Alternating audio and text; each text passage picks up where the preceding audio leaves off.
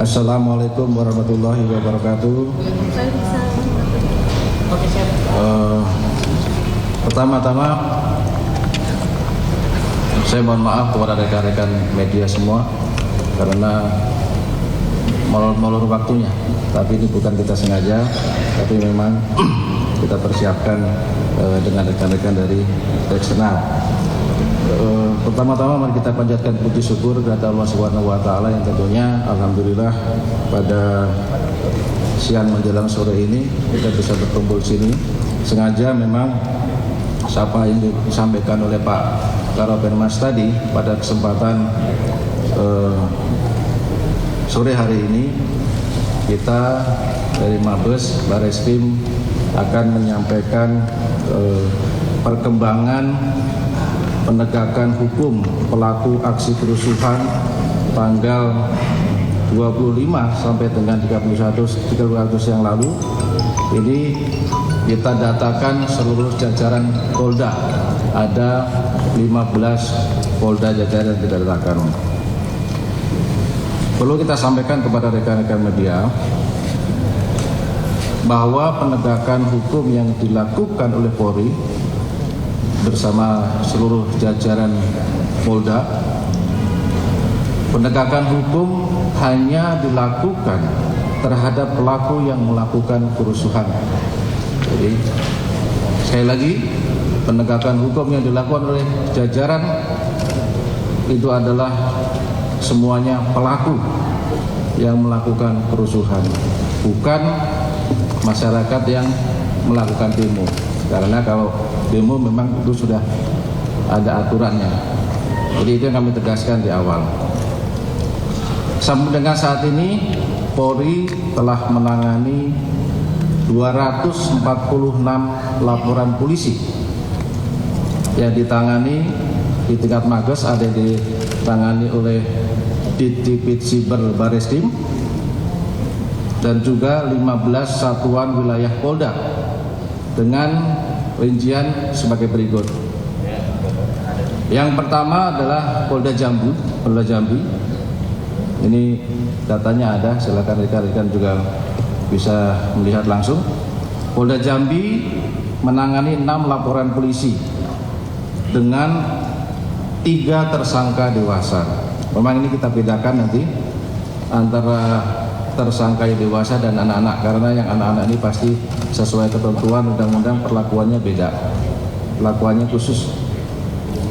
Kemudian Polda Lampung menangani 1 laporan polisi, 1 tersangka dewasa dan 7 anak.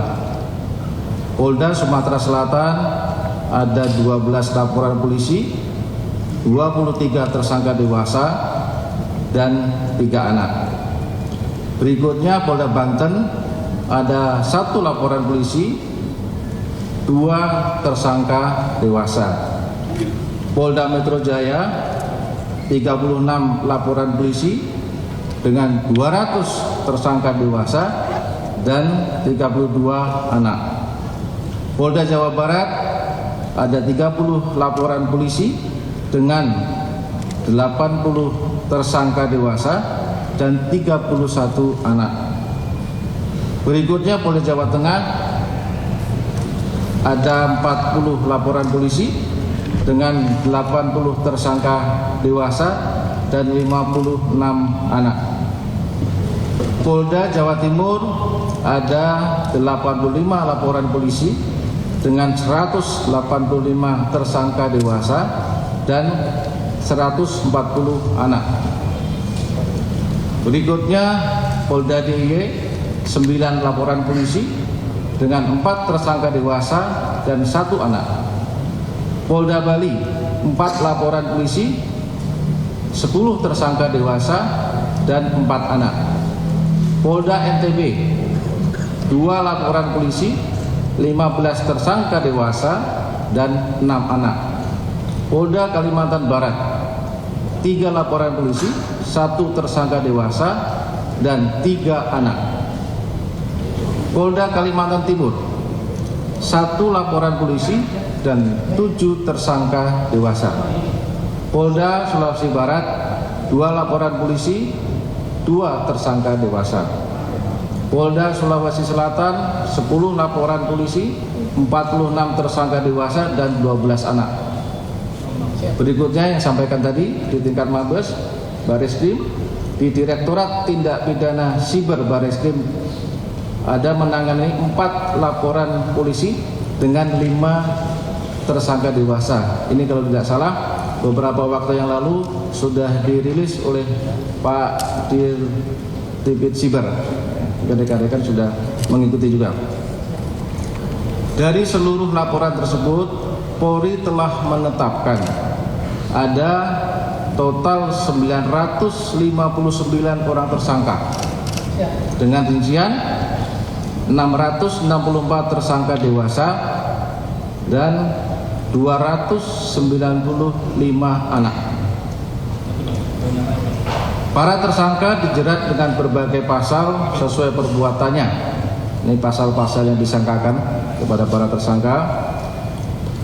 Ada pasal 160, 161 KUHP penghasutan, pasal 170 ini pengrusakan secara bersama-sama, pasal 187 KUH pidana pembakaran, pasal 212, 213, 214 melawan petugas yang berwenang dengan kekerasan, pasal 351 penganiayaan, 362, 363, 36 lainnya pencurian dan pencurian dengan kekerasan, pasal 406 pengerusakan barang, kemudian juga Undang-Undang Darurat Nomor 12 tentang kepemilikan senjata tajam, ada bom molotov dan petasan yang digunakan untuk perbuatan-perbuatan yang anarkis.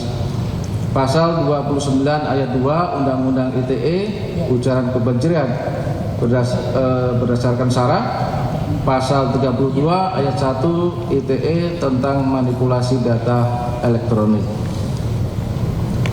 Perlu saya sampaikan kepada rekan-rekan, sebagai bentuk komitmen Polri dalam penegakan hukum yang mengutamakan kepentingan terbaik bagi anak, seluruh jajaran kewilayahan Polda dalam menangani anak terlibat dalam aksi kerusuhan telah mempedomani ketentuan sesuai Undang-Undang Nomor 11 Tahun 2012 tentang Sistem Peradilan Pidana Anak. Ini yang saya sampaikan tadi. Ini ada Ibu dari KPAI dan Kompolnas tentu nanti akan menyampaikan. Berikutnya berdasarkan rekapitulasi data anak yang terlibat aksi kerusuhan, maka dapat disampaikan sebagai berikut. Jumlah total 295 anak dengan rincian yang setelah diproses, 68 anak telah diproses melalui mekanisme diversi, artinya ini tidak melalui jalur hukum. Berikutnya 56 anak telah tahap 2. Tahap 2 berarti sudah selesai, sudah diserahkan kepada Kejaksa Penuntut Umum.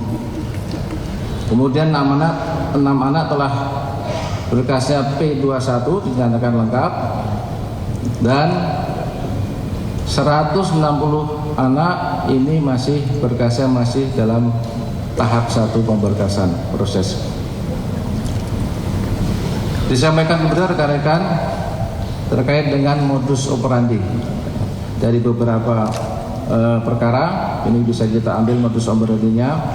Modus operandi menghasut dan mengajak orang lain melakukan aksi kerusuhan melalui poster, siaran langsung di media sosial, dan grup WhatsApp. Kemudian juga ada modus menyebarkan dokumentasi kerusuhan. Ini ada video pembakaran dan yang lain-lain lewat media sosial dengan tujuan, ada narasinya, untuk memprovokasi, mengajak untuk melakukan perbuatan seperti yang ada di video itu. Kemudian modus menghasut untuk melakukan pembakaran dengan kekerasan terhadap barang atau orang, dan juga pencurian atau penjarahan.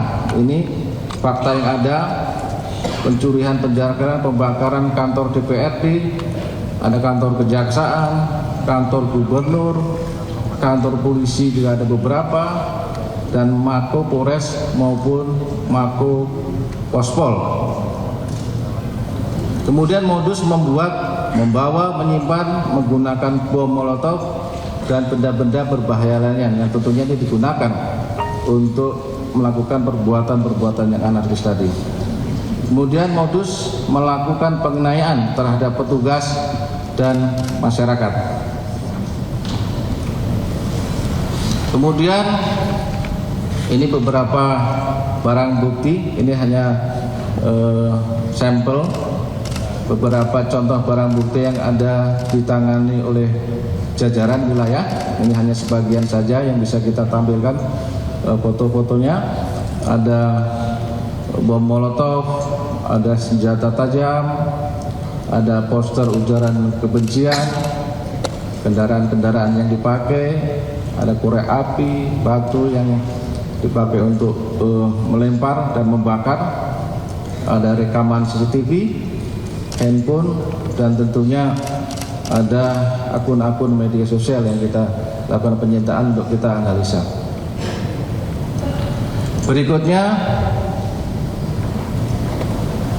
kami akan menampilkan beberapa penanganan kasus menonjol di beberapa wilayah. Yang pertama saya sampaikan tadi yang ditangani oleh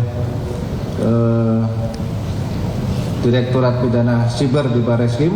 Ini ada 5 orang tersangka. Satu tersangka ini mengajak pembakaran Mabes Polri melalui Instagram. Kemudian 3 tersangka ini ajakan untuk melakukan penjarahan ke rumah pejabat, ini melalui TikTok dan Facebook yang ditangani oleh Divisi Siber. 1 orang ajakan demo di bandara melalui TikTok, ini sudah diproses dan sudah pernah dirilis. Kemudian kasus menonjol lagi yang bisa kita ini di Polda Metro Jaya. Polda Metro Jaya ini telah menetapkan 59 orang tersangka yang menonjol. 2 orang tersangka ini kami tampilkan juga, ini ya tersangkanya. 2 tersangka menyebarkan konten manipulasi data otentik. Berikutnya 5 tersangka perusakan halte Transjakarta di depan Kemendikbud. Ini adalah yang sudah kita lakukan penegakan hukum. Kemudian 12 tersangka penjarahan dari Bapak Ahmad Saroni. Alhamdulillah sudah tertangkap 12 orang pelakunya. Kemudian penjarahan di rumah Bapak Eko Patrio, ini juga sudah berhasil dilakukan penangkapan, ada 7 tersangka dan proses. Kemudian yang melakukan penjarahan di rumah Bapak Uya Kuya, ini juga sudah bisa dilakukan penegakan hukum, ada 11 tersangka ditangkap. Kemudian penjarahan di rumah Ibu Sri Mulyani, ini juga sudah dapat dilakukan penegakan hukum, pelakunya ada 14 orang. Kemudian yang berikut penjarahan di rumah Ibu Nafa Ubah sudah juga bisa dilakukan penangkapan tersangka, ada 8 tersangka. Kemudian yang menonjol di Polda Jawa Barat, ini ada 10 orang tersangka. 6 orang tersangka ini perusakan dan pembakaran kantor DPRD Jawa Barat. Kemudian 4 tersangka perusakan dan pembakaran pospol lantas Polres Tasikmalaya. Berikutnya yang menonjol di Polda Jawa Tengah. Ini ada 2 orang tersangka pelemparan bom molotov dan batu terhadap petugas di depan Mapolda Jawa Tengah. Ini ada dokumentasinya yang melempar bom molotov. Kemudian berikutnya Polda Jawa Timur menetapkan 135 orang tersangka yang menonjol ini disampaikan. 14 tersangka perusakan Mako Polresta Malang Kota.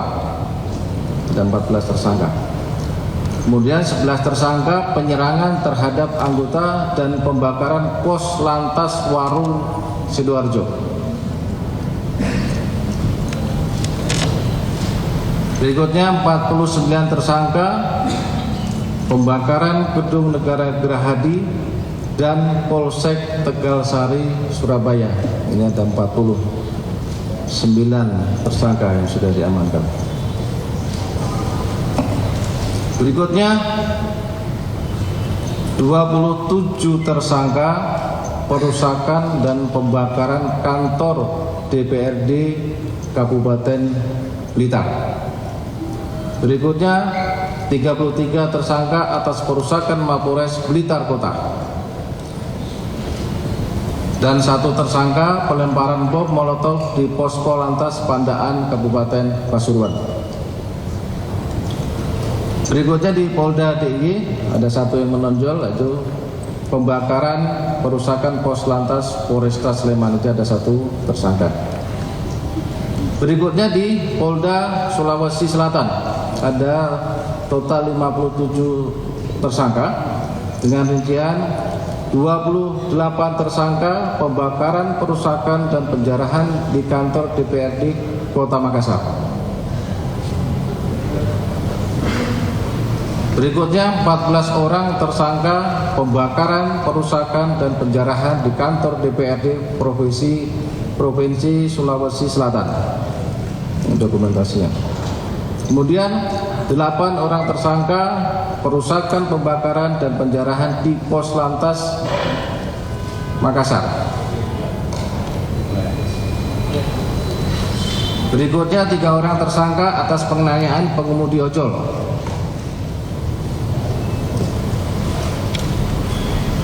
Berikutnya 2 orang tersangka pembakaran dan perusakan di Kejati, Sulawesi Selatan.